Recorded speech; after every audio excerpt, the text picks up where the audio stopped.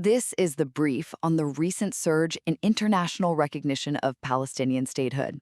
Okay, so the diplomatic map, it just got seriously redrawn. We're seeing this huge shift, right? Major Western powers, usually Israel's closest friends, they just formally recognize Palestine at this big UN conference, and that's really deepening Israel's isolation. So let's break down the three big things you need to know about this massive change. First up, just look at who made this move.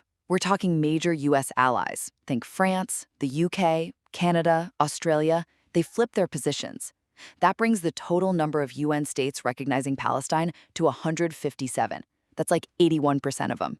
And get this, 4 out of the 5 permanent members of the UN Security Council, the ones with the veto power, they're now on board. That really leaves the US kind of out on its own here and totally changes the game at the UN. Second, what's the strategy here? Well, leaders are saying it's about keeping the door open for peace, for a two-state solution. They're very clear that this recognition is based on those pre-1967 borders. That's the West Bank, East Jerusalem, and Gaza, which is the usual basis for talks on a future Palestinian state. And they made a really big point of saying this is not some kind of reward for Hamas. They're demanding that group has absolutely no part in running things later on. And finally, wow, the reactions couldn't be more different.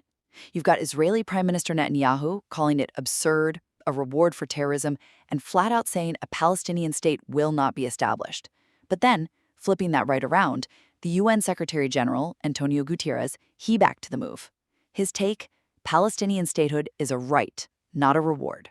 So, bottom line, this big diplomatic push definitely gives Palestine a stronger position internationally, even with Israel threatening escalation and the US still saying no.